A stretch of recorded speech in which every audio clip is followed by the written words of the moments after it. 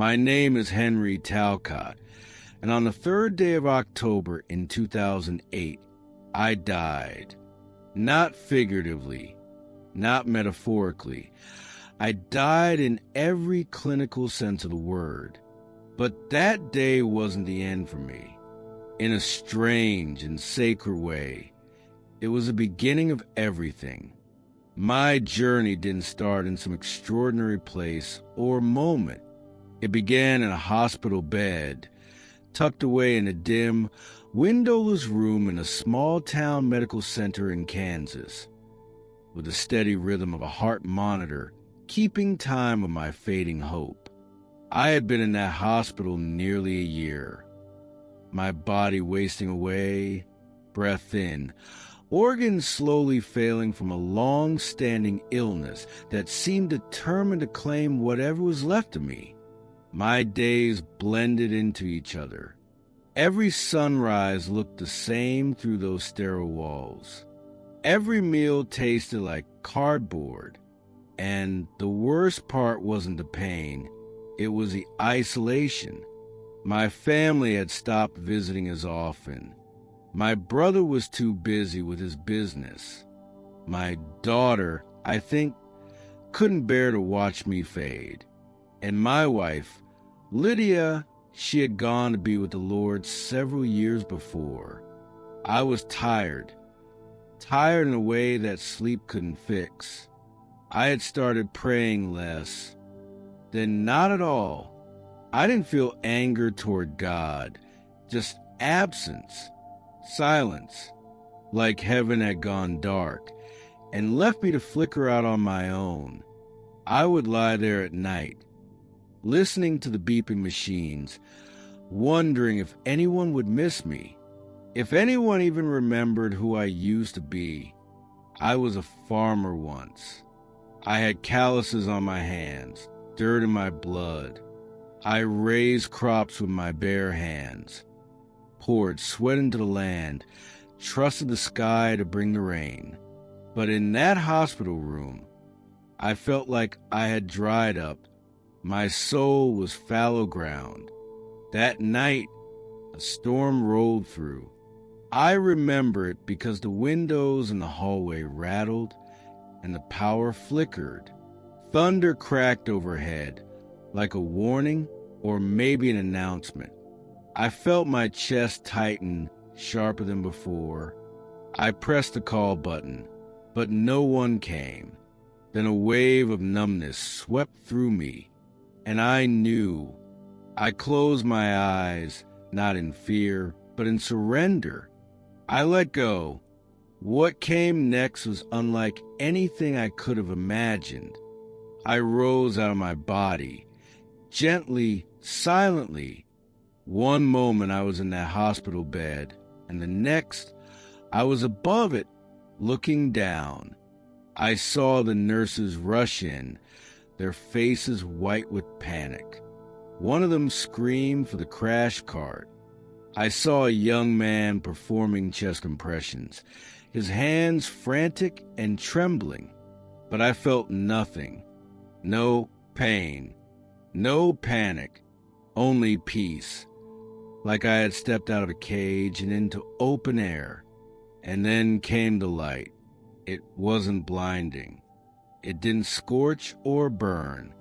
It welcomed me, pulled me forward like a long-lost home. As I moved into it, I began to hear music, but not any kind of music I'd ever known. It was like a melody made from creation itself, like every tree, every breeze, every heartbeat and wave was singing together in harmony.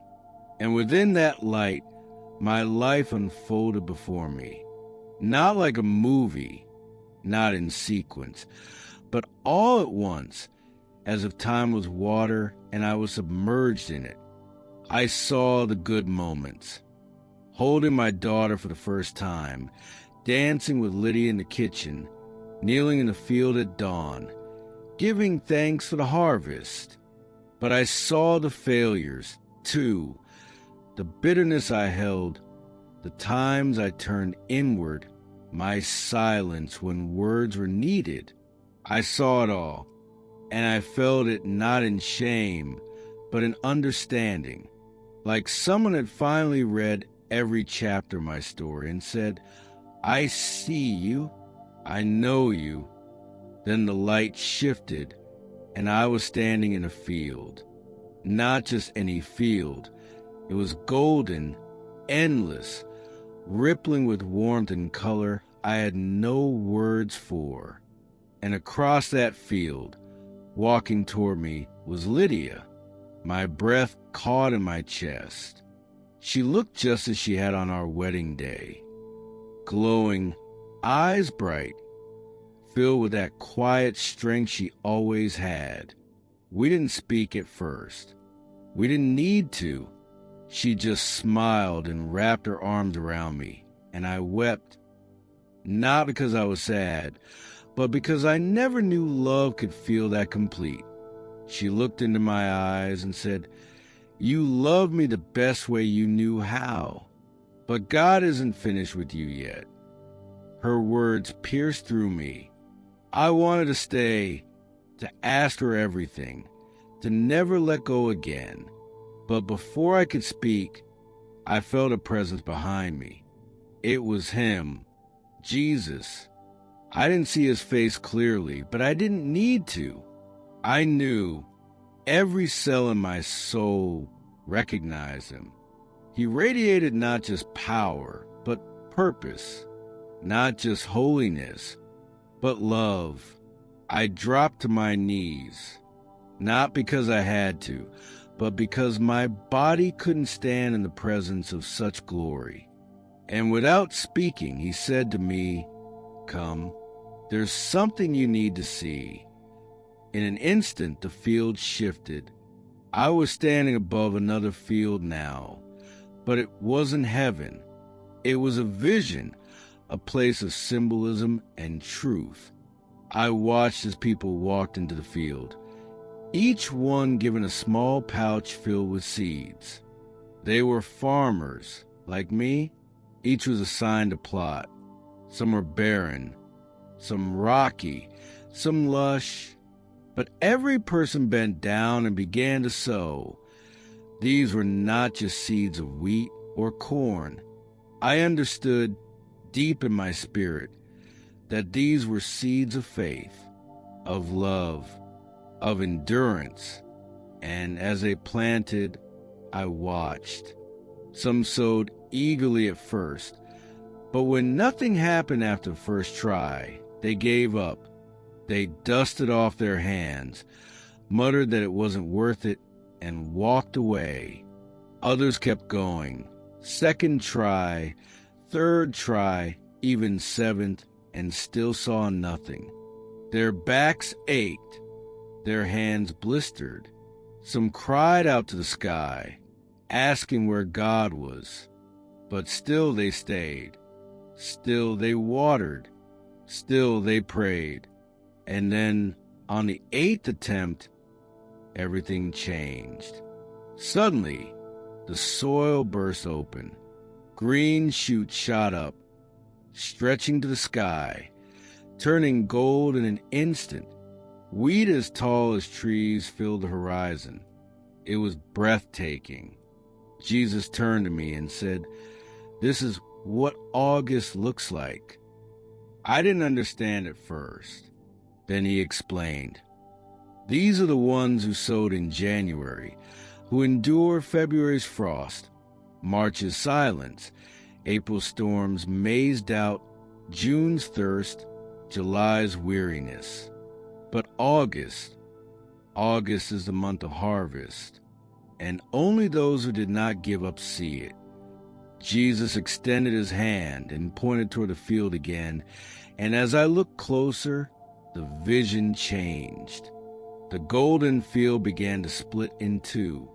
On one side, I saw a wide, cracked road. It was barren, dry, with dust swirling in the wind. The people who had abandoned their seeds walked down this path. They looked confused at first, then bitter, angry. They blamed the land, the weather, the seeds, even each other. But most of all, I saw regret written all over them. They had once held promise in their hands, but they gave up before it bloomed. As they walked further, shadows consumed them. It wasn't hellfire or torment. It was something worse, emptiness, a deep, aching nothingness, like they were forgotten. Then Jesus spoke, again not with words, but with undeniable truth. "This," he said, "is the path of those who abandon faith before the harvest. They sow, but do not endure. They seek only signs, not relationship. They love only when it is easy." I could hardly breathe as I watched. Then the vision shifted the other side, the narrow road. It was not smooth or easy. There were stones, steep climbs, dry places. But along this road, I saw people still holding their seed pouches, worn down but not empty. They had kept sowing, even when it didn't make sense. And suddenly, their fields began to bloom, massive, radiant waves of gold that shimmered like living light. I saw faces lifted toward heaven, laughter, tears of relief, joy so deep it looked like healing. These were the ones who had endured. These were the ones who made it to August. Jesus turned to me and said, "This is the reward of the faithful, those who did not give up. August is not a month. It is a moment, a season of fulfillment, but only for those who passed through every season before it." I couldn't speak. I felt like everything in me had been turned inside out. And then he said something I will never forget, burned into my heart like fire. August 2025 will be a season of separation. The world will not understand it, but heaven will. The shallow will fall. The rooted will rise. And then he showed me the wind. A strong, relentless wind began to sweep across the field. At first, it seemed beautiful, refreshing, but then it turned sharper. The seeds that had no root, the plants that only grew for show, were torn out and blown away like chaff. But the rooted ones, the ones that had been watered with patience and prayer, they stood firm. They bent but did not break. And the wind passed, leaving behind only what was real. He looked at me and said, "In August 2025, the wind will blow, and it will reveal who belongs to me and who only claim my name." I wanted to ask so many questions. I wanted to beg for more time, more clarity. But before I could, I felt a jolt, a tug, pulling me back toward the hospital, toward my body. I looked at Jesus one last time, and he said, "Tell them what you saw, and remind them, do not stop sowing. August is coming." And then I was back. The hospital room exploded into noise, machines beeping wildly, nurses shouting, footsteps scrambling. I gasped, air burning through my lungs like fire. My chest heaved. A nurse screamed, "He's breathing. He's alive." Another said, "No pulse for 2 hours. This is impossible." But I knew it was. Not only was it possible, it was ordained. When the doctors ran tests later that day, they found no trace of illness in my body. The condition that had kept me bedridden for a year was just gone. My organs were healthy. My heart was strong. My lungs were clear. The attending physician said, "I don't know how to explain this." But I did. It was a miracle, not just that I came back, but that I had been shown the truth, and now I had a mission. A few days later, my son Adam came to visit. He hadn't been around much, not out of malice, but out of busyness. He worked in finance, lived in the city, always running from meeting to meeting, living by numbers, not faith. When he walked into my room and saw me sitting upright, smiling, his mouth fell open. He looked like he'd seen a ghost. I said to him, "Come here, son. I have something to tell you." He sat down, eyes wide, and I told him everything. From the moment I left my body to the last words Jesus spoke to me. He didn't say much at first. He just sat there, staring at the floor. But before he left, I reached for his hand and said, "Seek, my son. When you truly seek, you will find." He nodded, eyes glassy, and said, "I don't know what to do with all this, but I can't ignore it." A seed was planted that day. I know it. Since then, my mission has been simple. Tell anyone who will listen. I've spoken to hospital staff, janitors, other patients. I've shared my story at churches, community centers, even at the bus stop. And every time something happens, I've seen tears. I've seen people fall to their knees. I've seen hardened hearts soften like clay. One woman who hadn't prayed in 20 years began to weep and whispered, "Maybe he hasn't forgotten me after all." Another man who had lost everything in life came up to me and said, "You gave me a reason to start over." That's not me. That's the power of God. That's the message of the field. I'm not some prophet. I'm not a preacher. I'm a farmer. But what I learned in heaven is that farming was always the metaphor. Life is a field. Every choice is a seed. And the harvest doesn't come just because we want it to. It comes when we endure. Jesus made it clear. August 2025 is a spiritual turning point. Not a date on a calendar, but a divine shift. The question is not whether it's coming. The question is, will you be ready? Are you sowing? Are you enduring through the droughts and storms? Or have you given up, walked away, left your field behind? Because the wind is coming, and when it blows, only what is rooted will remain. If this message stirred something in your heart, don't ignore it. This isn't just a story. It's a wake-up call. Jesus is calling you to sow again, to trust again, to endure, even when you don't see the harvest yet. If you walked away from your faith, now is the time to return. If you felt forgotten, know this. You are seen, you are loved, and your August is coming. Like, comment, and share this video with someone who needs encouragement. And drop a comment below. What seed are you planting in faith today?